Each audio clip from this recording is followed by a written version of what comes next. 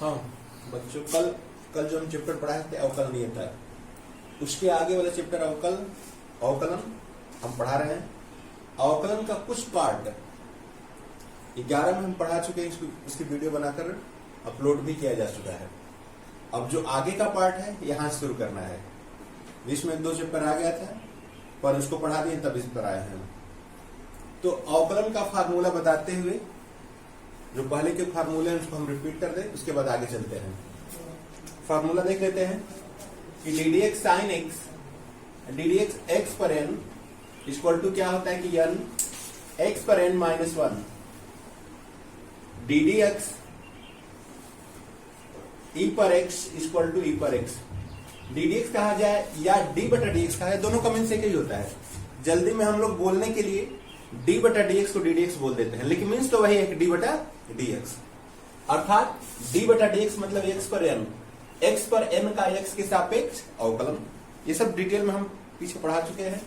तो N X पर N minus 1, D D X E पर एक्स का ई पर X, D D X A पर एक्स का होता है ए पर X log a to the base e, D D X C for constant या अचर राशि का होता है 0, D D X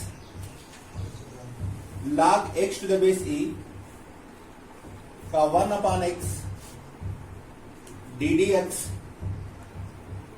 log x to the base a का 1 बाई x रहेगा, log e to the base a में बढ़ जाता है, D D X sine X अर्थात साइन एक्स का अवकलन, cos X, D D X cos X का minus sine X, D D x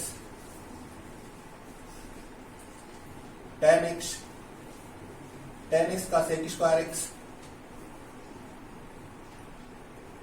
D D X cot X का minus cos X square X, D D X sec X का sec X into tan x, और d D x cosec x equal to minus cosec x into cot x. ये सही formula हम बता चुके हैं, इसको क्वेश्चन भी बता चुके हैं। इसके अलावा गुणनफल के रूप में है तो अवकलन कैसे करते हैं, भागफल के रूप में है तो अवकलन कैसे करते हैं, ये सब पीछे हम पढ़ा चुके हैं। हम इसके आगे शुरू करते हैं। अब जो हमारा चैप्टर है निहित फलनों का अवकलन 5b,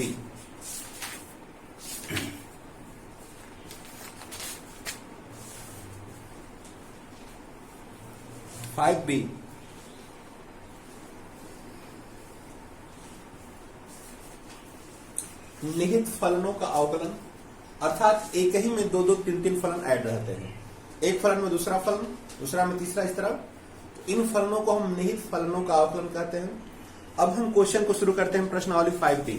आप लोग ध्यान से देखिए प्रश्नावली 5b। ऊपर निर्देश दिया है कि निम्न फलनों का x के सापेक्ष अवकल गुणांक ज्ञात कीजिए। अवकल गुणांक कहा जाए या अवकलन कहा जाए, दोनों का मीन्स एक ही है। तो x के सापेक्ष हमें अवकल गुणांक ज्ञात करना है। पहला क्वेश्चन में है sine x cube sine x पर एन, सेक एक्स क्यूब है, ये sec x cube, sec x cube और साइन एक्स पर एन। इसमें से किसी को हम बताते हैं, ध्यान से देखते हैं। मान लीजिए हम इसको हल करते हैं, इसको हम हल करते हैं तो मान लेते हैं कि माना y equal to sec x cube. अब हम फार्मूला क्या लिखवाए हैं, सेक एक्स का लिखवाए हैं, न कि सेक एक्स क्यूब का लिखवाए हैं। अर्थात अब हम सभी फार्मूला को एक बार रिपीट कर देते हैं। Sine d D x s पर एन है, यक्स हमारी चर राशि है, चर राशि पर कोई घातांक है तो घातांक पहले चला आता है और उसी राशि पर एक घात कम हो जाता है जो भी चर राशि है। डी डी एक्स डी बटा डी एक्स मैंने यक्स के सापेक्ष अवकलन, जिसके सापेक्ष अवकलन करते हैं वो चर राशि है, और चर राशि है, चर राशि पर कोई घातांक है तो घातांक पहले चला आता है और उसी राशि पर एक घात कम होती है। ई पर एक्स है, ई पर एक्स का ई पर एक्स ही हो जाता है, और ए पर एक्स है तो ए पर एक्स का भी ए पर एक्स होगा, लेकिन इसमें ए टू द बेस ई बढ़ जाएगा। ई पर एक्स, इस फार्मूले में हम ध्यान से देखते हैं कि यहाँ पर एक्स चर राशि जिसके सापेक्ष हम अवकलन करते हैं अर्थात एक्स के सापेक्ष अवकलन करते हैं, तो यहां पर चर राशि घातांक आधार है, बेस है, और यहां पर पावर है। यदि चर राशि आधार के रूप में है तो घात जो भी घात है घात पहले चलाएगा और उसी राशि पर एक घात कम हो जाएगा, पहला सूत्र। यदि ई पर एक्स है तो ई पर एक्स का ई पर ही एक्स हो जाएगा। इन दोनों में घातांक के रूप में है, तो जब घातांक के रूप में है तो इसको कहते हैं चर घातांकी। तो ई पर एक्स का ई पर एक्स ही होता है, और ए पर एक्स है, ए पर एक्स का ए पर एक्स लागे टू द बेस ई, ए के अलावा किसी पर भी एक्स हो घातांक के रूप में, चाहे बी पर एक्स या 5 पर एक्स या 10 पर एक्स। यदि 5 पर एक्स रहता है तो दोनों 5 पर एक्स का ये दोनों ए का हटाकर 5 कर देंगे, जेड पर एक्स होगा तो ये दोनों ए हटाकर जेड कर देंगे। ये है डीडीएक्स सीसी माने कांस्टेंट या चर राशि। हम एक्स के सापेक्ष अवकलन करते हैं और यहाँ पर एक्स है ये नहीं है, एक्स छोड़ के कुछ भी हो जिसके सापेक्ष अवकलन करते हैं वो है ये नहीं है।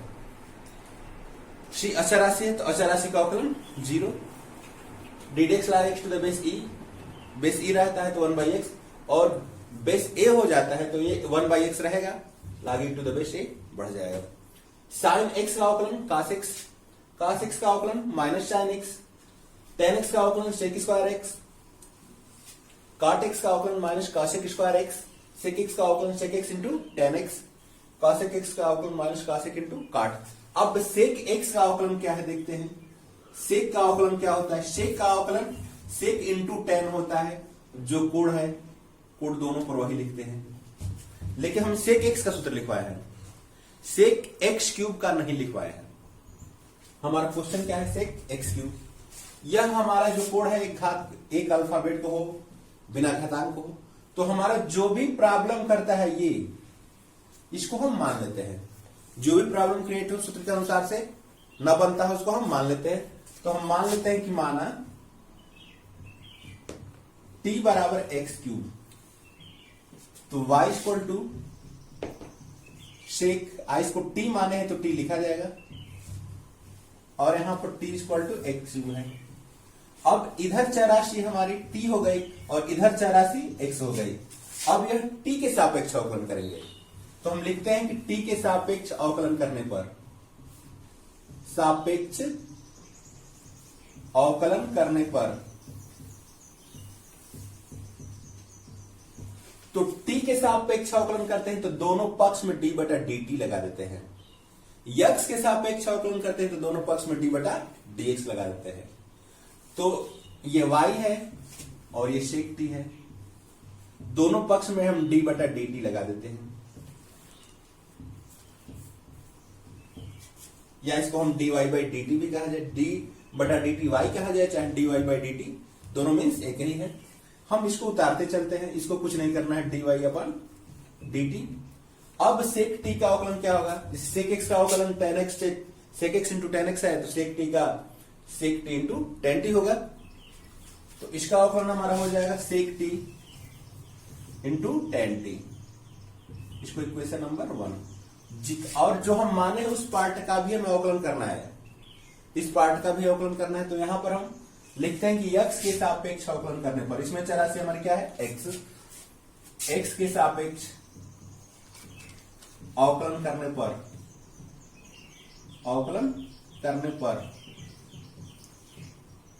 तो x के सापेक्ष यदि अवकलन करते हैं तो दोनों पक्ष में d बटा dx लगा देते हैं, dt अपान dx हो जाएगा ये, और ये d बटा dx एक्स क्यूब हो जाएगा। इसको हम उतारते जाते हैं, dt अपान dx। अब कहा है कि x पर कोई घातांक है, n घात है तो n घात पहले चला आता है और एक घात कम हो जाएगा, तो इसमें x का 3 घात पहले चला आएगा और x पर एक घात कम हो जाएगा, तो क्या होगा 2 घात होगा। इसको इक्वेशन नंबर 2 बना देते हैं, और हमको क्या ज्ञात करना है, dy बाई dx ज्ञात करना है। तो समीकरण 1 और समीकरण 2, इक्वेशन 1 और इक्वेशन 2 का आपस में मल्टीप्लाई करते हैं, तो समीकरण 1 और 2 का गुणा करने पर समीकरण बाएं पक्ष का गुणा करते हैं, dy अपान dt और गुणे dt अपान dx। ये दोनों पक्ष का हम गुणा करते हैं, दोनों बाएं पक्ष का। अब दाहिना पक्ष का गुणा करेंगे ये दोनों का, तो 3x square into sec t into tan t। यहां dt से dt कट जाएगा, तो बचा क्या, dy upon dx equal to 3x square. और t का मान जो हम माने हैं उसको वापस कर दिया जाए। t का मान हम स्टार्टिंग में क्या माने हैं, x क्यूब, तो t की वैल्यू यहां पर रख देते हैं, सेक t की जगह x क्यूब, tan t की जगह x क्यूब। ये हमारा आंसर हो जाएगा dy बाय dx। अब हम क्वेश्चन अगला देखते हैं।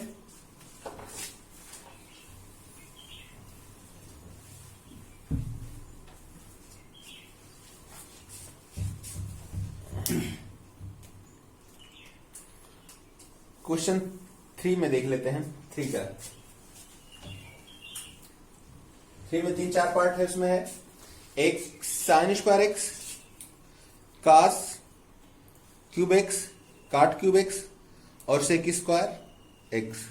इसमें से कोई एक, सब कामा देके अलग अलग पार्ट है, इसमें से कोई एक पार्ट हम बता देते हैं। Sine cube x, cot cube x बता देते हैं। तो काट क्यूब एक्स को हम बताते हैं y इक्वल टू, मान लेते हैं कि माना y इक्वल टू काट क्यूब एक्स। हम काट क्यूब एक्स का तो इसमें कोई फार्मूला ही नहीं लिख पाए हैं।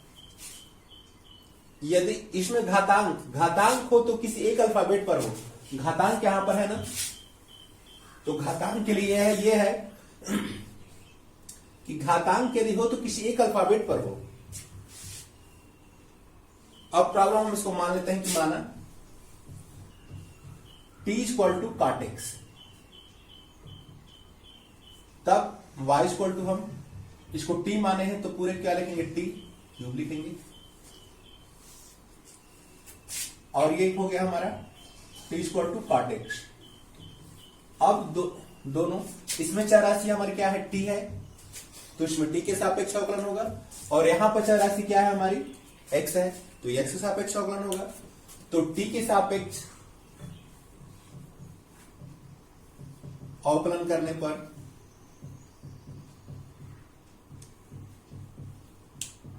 दोनों पक्षों में d बटा dt लगा देते हैं। dy upon dt, d dt, t cube. तो dy अपान dt, ये 3 घात है तो घातांक नियम कहता है कि जिस राशि का घात एक घात पहले चला जाएगा उसी राशि पर एक घात कम हो जाएगा। तो 3 घात पहले चला जाएगा और एक घात कम हो जाएगा, 3t स्क्वायर। ये समीकरण नंबर 1 हो गया। अब जो माने हैं उसका भी अवकलन, सबका अवकलन करते जाएंगे। यहां पे x के सापेक्ष अवकलन, x के सापेक्ष अवकलन करने पर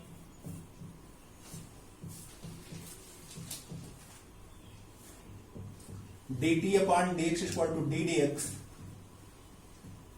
काट x दोनों पक्षों में d बटा dx हम लगा दिए। और काट x का अवकलन सीधे फार्मूला रख देना d dx। काट x का फार्मूला क्या है, माइनस cos स्क्वायर x, अर्थात काट x का अवकलन क्या है, माइनस cos स्क्वायर x। तो बस यहां फार्मूला रख देना उसका मान।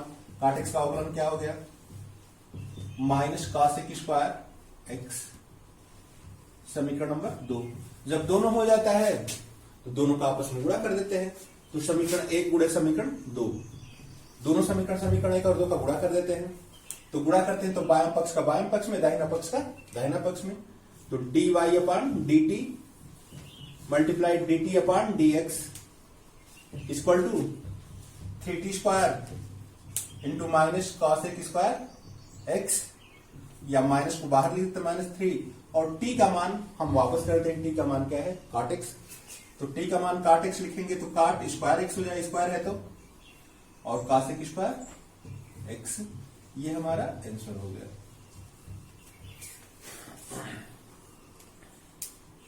क्वेश्चन नंबर 4 का हम पहला देख लेते हैं।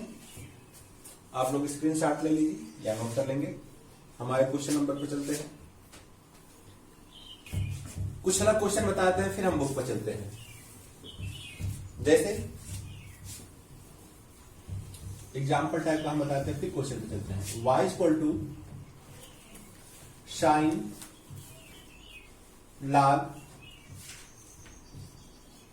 e पर एक्स स्क्वायर log e पर x square to the base e, ये हमारा हो गया। ध्यान से देखते हैं, वाले इसको हम समझ लेते हैं। अब हम जब अवकलन शुरू करेंगे तो हमें फार्मूला क्या है कि साइन एक्स, साइन का आगे जो कोड दिया है कोई एक अल्फाबेट का हो। यहां साइन के आगे इतना बड़ा है, इसको हमें मानकर कोई एक अल्फाबेट करना है। ध्यान देते हैं, साइन एक्स है ये फार्मूले के हिसाब से, तो जितना जो भी हमें प्रॉब्लम क्रिएट करता है उसको हम मान लेते हैं। तो हम मान लेते हैं कि माना इतना पूरा को मान लेते हैं कि माना t equal to log e पर x square to the base e। अब y इक्वल टू साइन, इसको हम t माने हैं तो t लिखेंगे। अब मान के अवकलन आगे बढ़ते चलते हैं, ये t के सापेक्ष अवकलन होगा, तो दोनों पक्ष में अब हम लिखते नहीं, डायरेक्ट d बटा dt लगाते हैं। अब लिखना क्या है हर सवाल में, दोनों पक्ष में t के सापेक्ष हमें अवकलन करना है, तो दोनों पक्ष में d बटा dt लगाते हैं। तो d बटा dy अपान dt ये हो जाएगा, और ये d बटा dt साइन t हो जाएगा। तो dy by dt sine t का क्या हो जाएगा अवकलन, cos t। समीकरण नंबर 1 ये हो गया। अब जो माने हैं उसका भी हमें अवकलन करना है। अब हम जब अवकलन करेंगे तो log का फार्मूला रहा, log का केवल दो फार्मूले हैं, log x to the base e, log x to the base e। तो बेस e वाला फार्मूला ये होगा। वहां पे कह रहा है कि जो उसकी संख्या है कोई एक अल्फाबेट हो, माने यह पूरा कोई एक अल्फाबेट होना चाहिए, इसको कोई अलग अक्षर हम मान लेते हैं। जो भी प्रॉब्लम फार्मूले के हिसाब से करेगा उसको हम अलग मानते जाएंगे। तो अब हम मान लेते हैं कि आर पी मान लेते हैं, p इक्वल टू e पर एक्स स्क्वायर,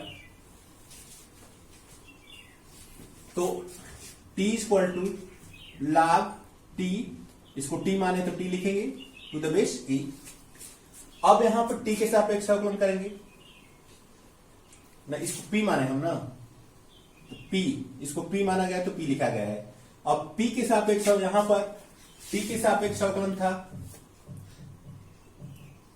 और अब यहां पर चर राशि हमारी हो गई p, तो p के सापेक्ष अवकलन करते हैं। तो p के सापेक्ष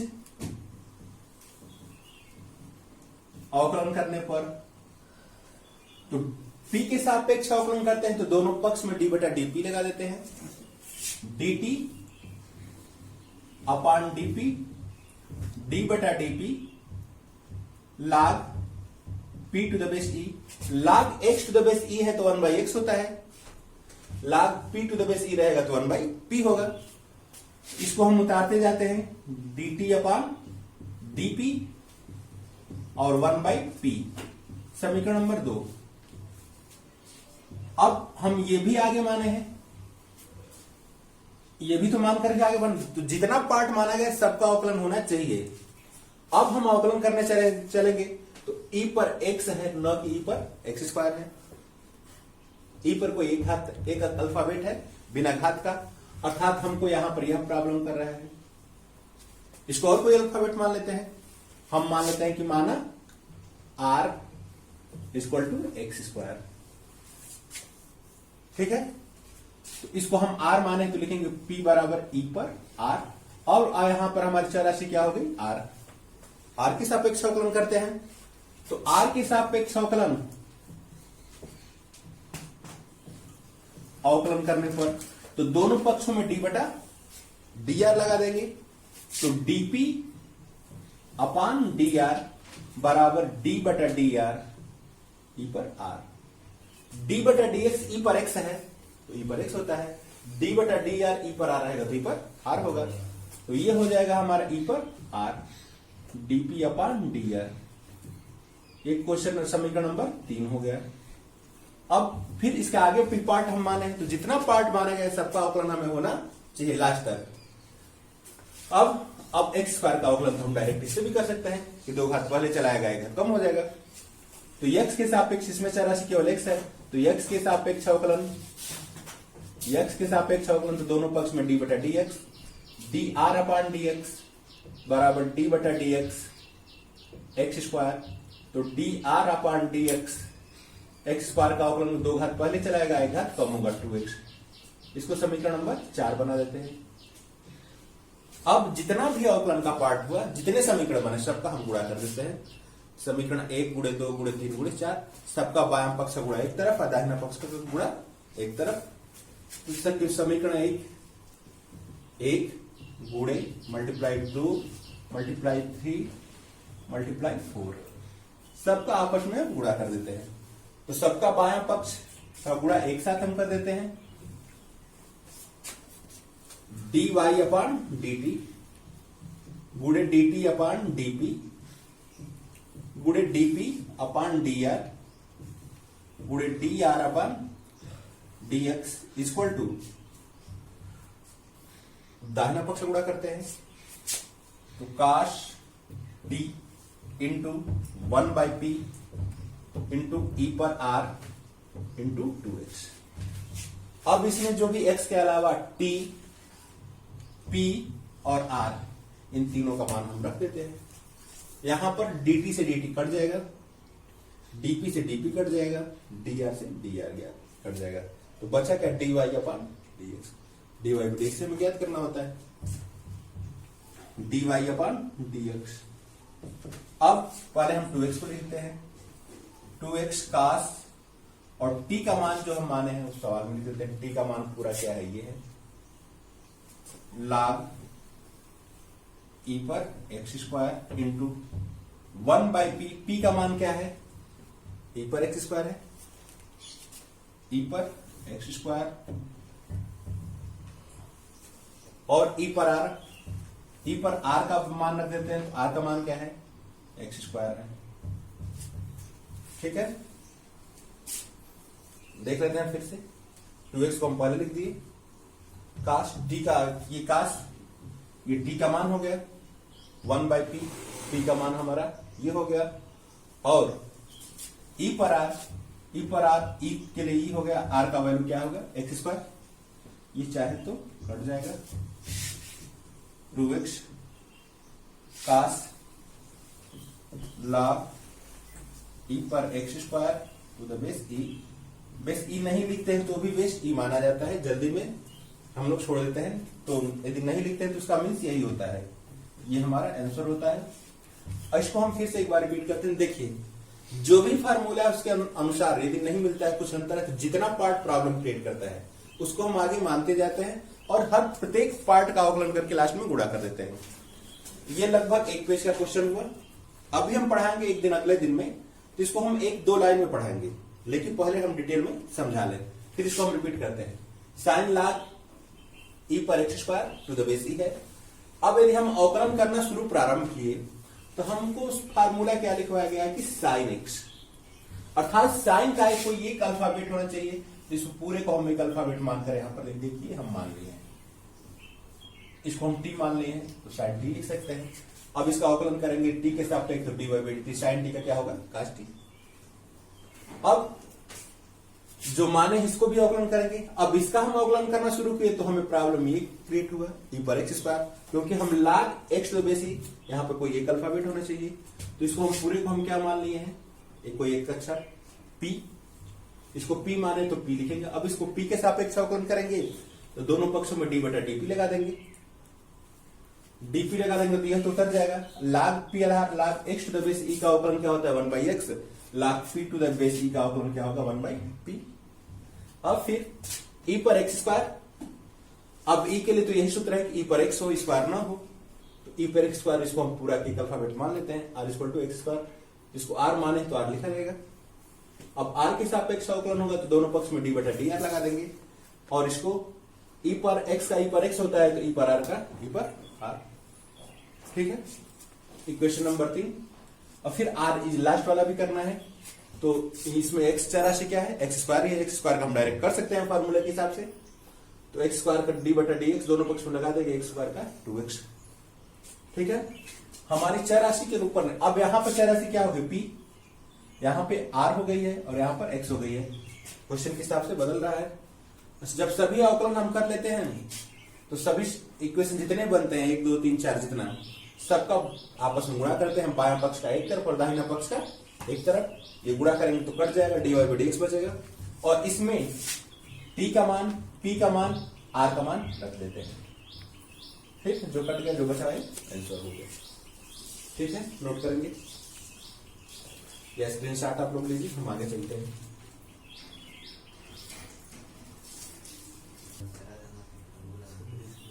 हाँ, तो ये क्वेश्चन हो गया। इस टाइप के जितने भी क्वेश्चन होंगे, जितना प्रॉब्लम होता है उसको मान के चलते हैं। आप लोग ठीक से लगाइए। हम इस टाइप के जो अलग अलग टाइप क्वेश्चन बता दे रहे हैं, फिर इन्हीं क्वेश्चनों को हम एक दो लाइन में भी बताएंगे, एक दो लाइन में बताकर खत्म करेंगे। उसके लिए पहले हमें जरूरी है कि इसको हम लॉन्ग में समझा लें, फिर शॉर्ट में समझाएंगे। तो पहले आप लोग लॉन्ग में समझ लीजिए, उसके बाद हम शॉर्ट में देखते हैं।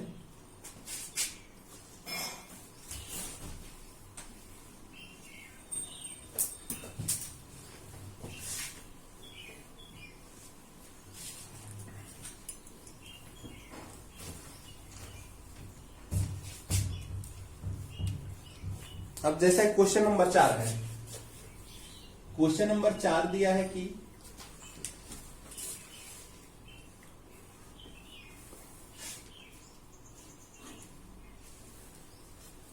सेक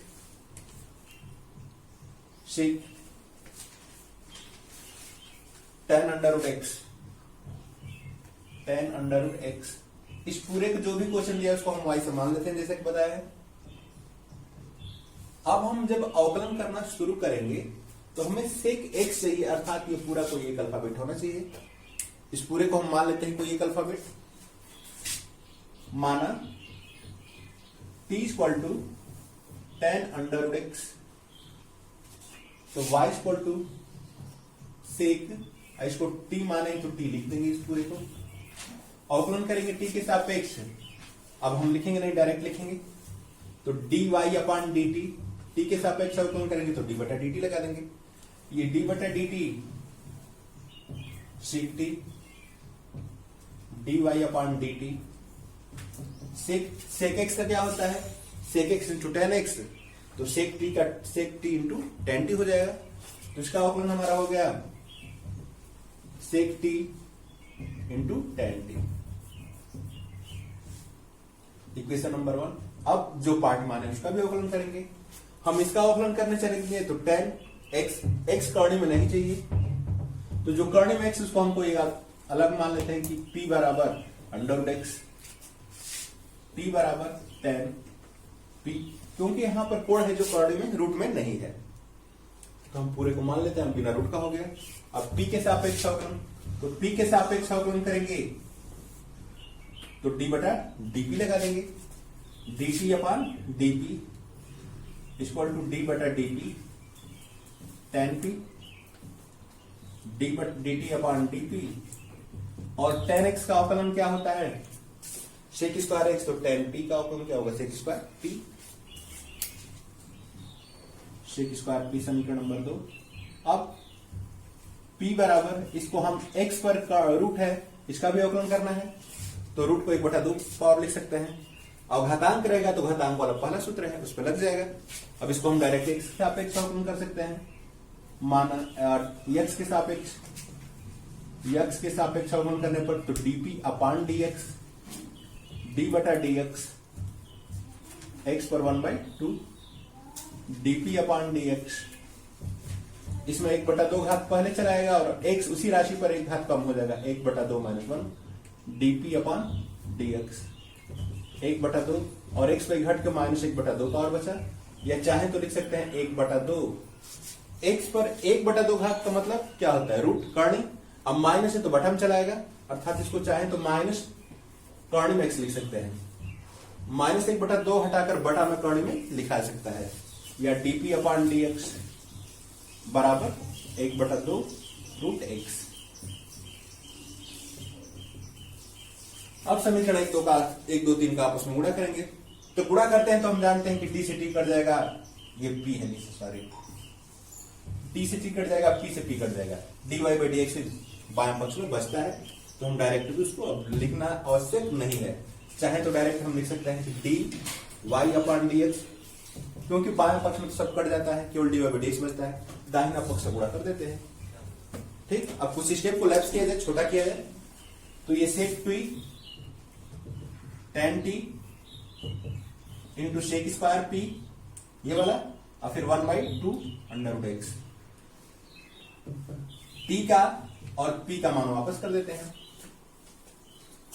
sec t का वैल्यू क्या है, ये पूरा है, tan अंडर x, tan इस t का भी मान tan under x, sec square p का मान क्या है, अंडर x। आप 1 इसको बटा में लिख रहे थे, चाहे सीधे सीधे पूरे को बटा में लिख दे रहे, 2 अंडर x हो जाएगा। क्वेश्चन नंबर 4 हो गया।